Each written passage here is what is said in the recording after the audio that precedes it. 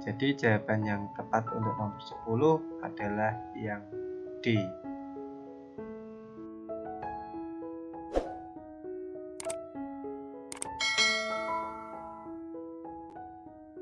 Assalamualaikum warahmatullahi wabarakatuh. Apa kabar teman-teman semua? Semoga selalu diberi kesehatan. Amin. Oke, selamat untuk teman-teman yang sudah melaju ke tahap SKB. Saya doakan semoga selalu diberi kemudahan. Amin. Pada kesempatan kali ini kita akan membahas soal-soal SKB tenaga pendidik tentang teori pembelajaran. Yuk kita belajar bersama. Mari. Oke teman-teman, kita langsung saja ke soal yang pertama. Belajar pada hakikatnya merupakan proses pembentukan hubungan antara stimulus dan respon. Pernyataan tersebut merupakan teori belajar dari A. Skinner, B. Ausubel, C. Thorndike, atau D. Bandura. Silakan teman-teman bisa diulangi agar lebih memahami.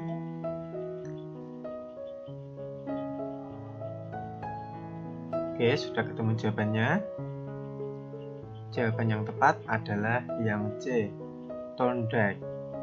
Kita lihat pembahasannya.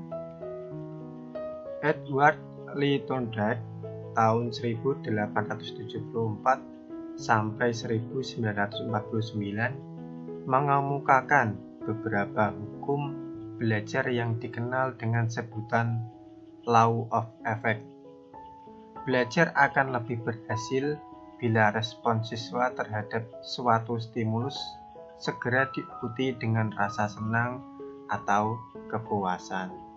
Jadi jawaban yang tepat untuk nomor 1 adalah yang C. Oke, kita lanjut soal nomor 2. Berikut ini yang bukan merupakan tokoh dari teori belajar heuristik adalah A. Ausubel, B. Thorndike, C. Bandura, atau D. Skinner.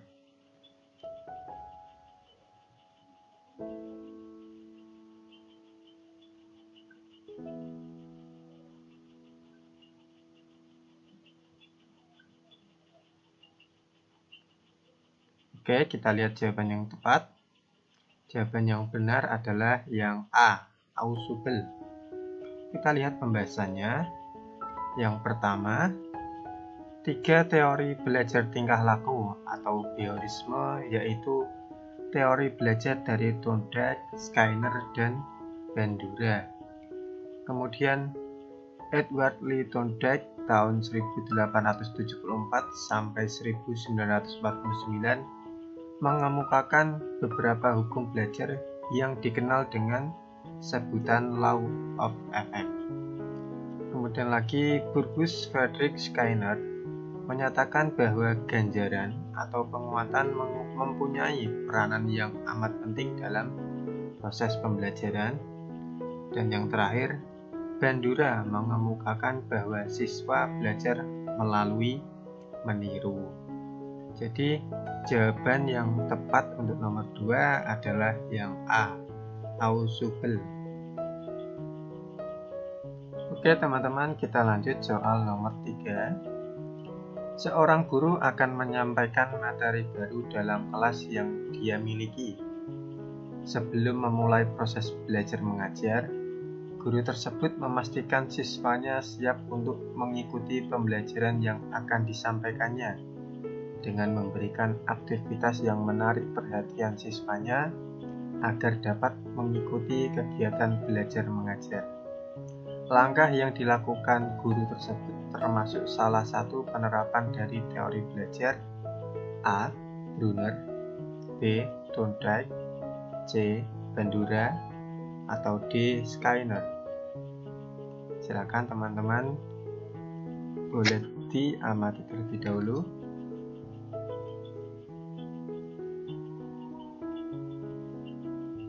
Oke, sudah ketemu jawabannya. Jawaban yang tepat adalah yang B, turn right. Kita lihat pembahasannya.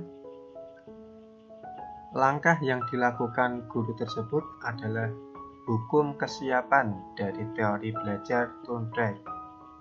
Hukum kesiapan atau law of readiness menjelaskan bahwa kesiapan seorang anak dalam melakukan sesuatu kegiatan. Seorang anak yang mempunyai kecenderungan untuk bertindak atau melakukan kegiatan tertentu, kemudian melakukan kegiatan tersebut, maka tindakannya akan melahirkan kepuasan bagi dirinya. Tindakan-tindakan lain yang dia lakukan tidak menimbulkan kepuasan bagi dirinya.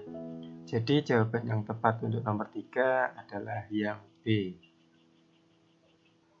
Oke teman-teman, kita lanjut soal nomor 4. Hasil belajar harus segera diberitahukan, jangan ditunda. Hasil belajar juga harus segera diberikan feedback. Jika salah dibetulkan, jika benar diberi reinforcement. Langkah tersebut merupakan penerapan pembelajaran dari teori belajar A. Brunner, B. Thorndike, C. Bandura, D. Skinner. Silakan teman-teman bisa dipahami terlebih dahulu.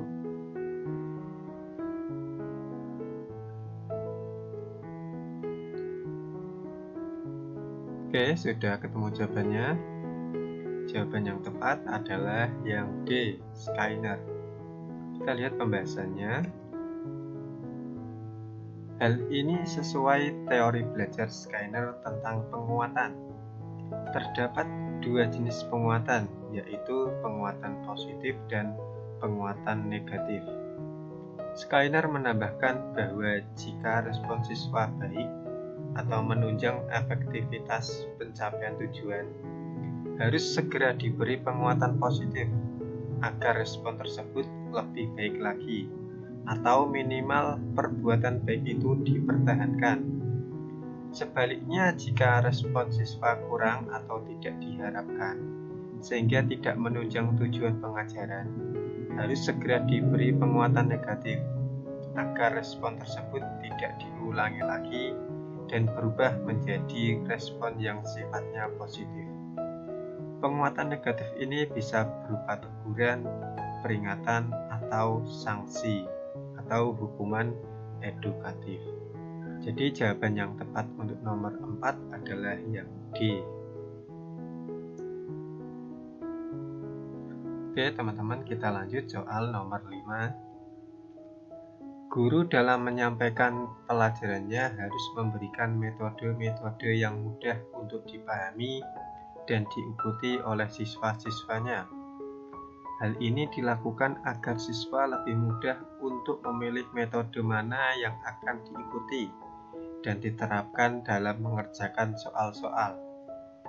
Cara yang digunakan guru tersebut merupakan salah satu penerapan dari teori belajar A. Brunner, B. Thorndike, C. Bandura, atau D. Skinner. Silakan teman-teman bisa diulangi untuk memahami.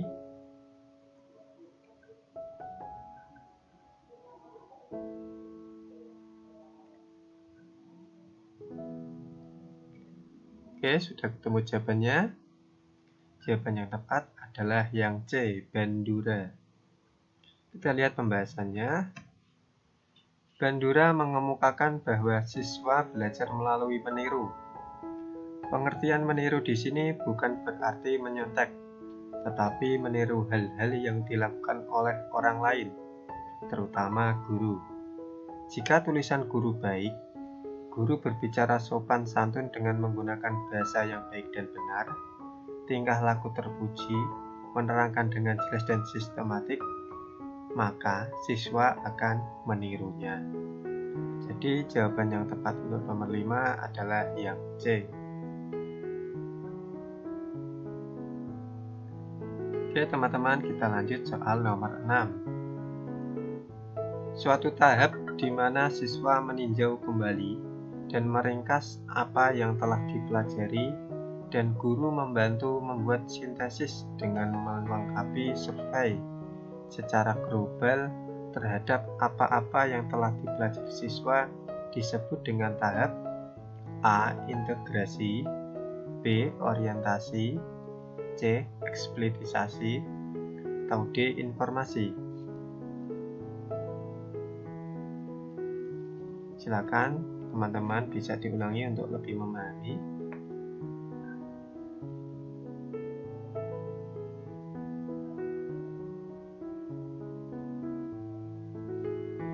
Oke, sudah ketemu jawabannya.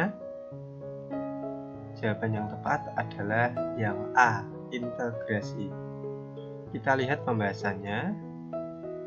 Fase-fase pembelajaran menurut Van Hill adalah yang pertama, tahap fase informasi, yang kedua fase orientasi, yang ketiga fase eksploitasi, yang keempat fase orientasi bebas, dan yang kelima fase integrasi.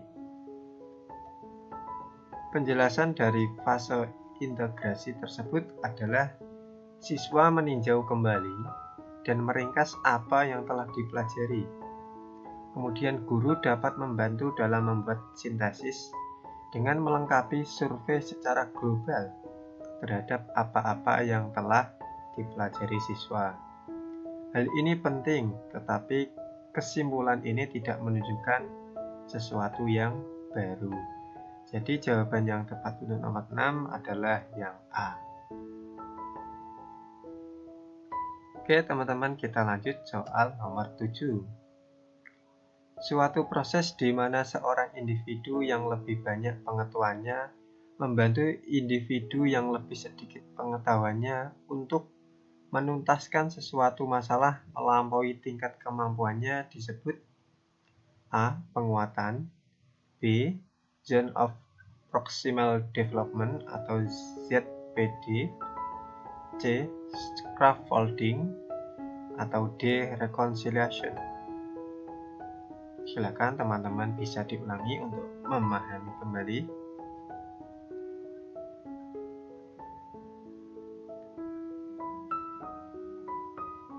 Oke, sudah ketemu jawabannya.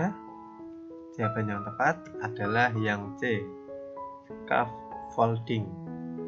Kita lihat pembahasannya. Scaffolding merupakan pemberian sejumlah bantuan kepada siswa selama tahap-tahap awal pembelajaran. Kemudian mengurangi bantuan dan memberikan kesempatan untuk mengambil alih tanggung jawab yang semakin besar setelah ia dapat melakukannya. Bantuan tersebut dapat berupa petunjuk, dorongan, peringatan, kemudian menguraikan masalah ke dalam langkah-langkah pemecahan, kemudian memberikan contoh dan tindakan-tindakan lain yang memungkinkan siswa itu untuk belajar lebih mandiri. Jadi jawaban yang tepat untuk nomor 7 adalah yang C. Oke teman-teman, kita lanjut soal berikutnya, soal nomor 8. Suatu tahap perkembangan yang dialami seorang individu ketika berinteraksi dengan individu lain melalui diskusi dalam kelompok kecil berdasarkan teori dari Vygotsky disebut A. Tahap perkembangan awal, B. Tahap internalisasi, C. Tahap perkembangan potensial, atau D. Tahap interaksi. Silakan teman-teman bisa diulangi untuk lebih memahami.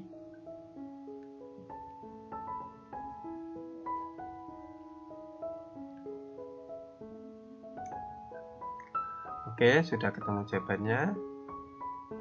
Jawaban yang tepat adalah yang C, tahap perkembangan potensial. Kita lihat pembahasannya. Perkembangan potensial atau tahap 2 terjadi pada saat siswa berinteraksi dengan pihak lain dalam komunitas kelas yang memiliki kemampuan lebih, seperti teman dan guru, atau dengan komunitas lain seperti orang tua. Perkembangan potensial ini akan mencapai tahap maksimal jika pembelajaran dilakukan secara kooperatif atau cooperative learning dalam kelompok kecil 2-4 orang dan guru melakukan intervensi secara proporsional dan terarah. Dalam hal ini, guru dituntut terampil menerapkan teknik scaffolding atau membantu kelompok secara tidak langsung menggunakan teknik bertanya dan teknik probing yang efektif atau memberikan petunjuk seperlunya. Jadi jawaban yang tepat untuk nomor 8 adalah yang C. Oke teman-teman, kita lanjut soal nomor 9. Aliran pembelajaran yang menekankan bahwa pengetahuan dikonstruksi individu melalui interaksi sosial dengan individu lain, terlebih yang mempunyai pengetahuan dan sistem kultural yang lebih baik disebut A. Konstruktivisme, B. Konstruktivisme personal, C. Konstruktivisme sosial, atau D. Behaviorisme. Silakan teman-teman bisa diulang lagi untuk lebih memahami.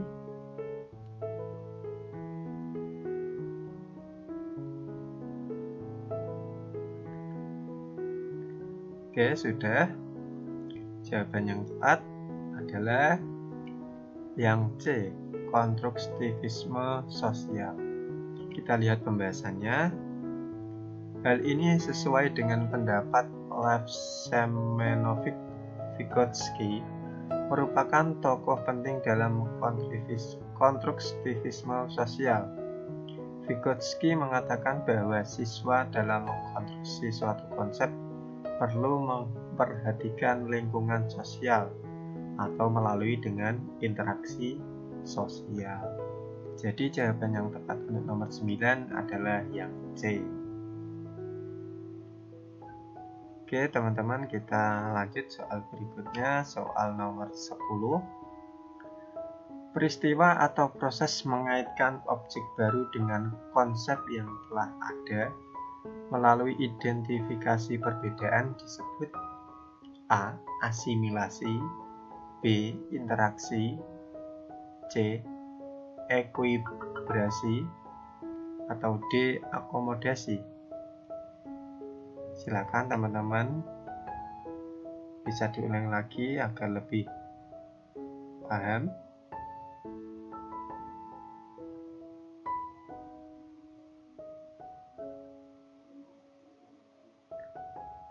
Oke, sudah.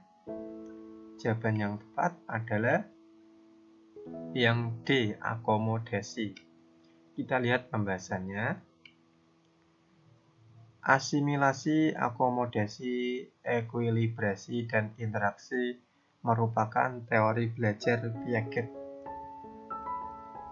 Dalam kegiatan belajar, siswa mengaitkan objek baru dengan konsep yang dia miliki yang disebut dengan sebagai proses interaksi. Kemudian Piaget tahun 1965 menjelaskan bahwa proses interaksi ini dapat berlangsung melalui dua cara, yaitu asimilasi dan akomodasi. Kemudian menurut Piaget tahun 1965, asimilasi adalah mekanisme intelektual yang menghubungkan fakta-fakta mendasar yang berfungsi hanya memperpanjang tanpa menambah apapun. Kemudian yang terakhir, selanjutnya akomodasi adalah pencarian yang tidak sengaja untuk hal baru dari keseluruhan asosiasi yang dimasukkan pada kontak objek karena meningkatkan kompleksitas permainan. Jadi jawaban yang tepat untuk nomor 10 adalah yang D. Cukup sekian yang dapat saya sampaikan. Semoga bermanfaat bagi kita semua. Terima kasih. Wassalamualaikum warahmatullahi wabarakatuh.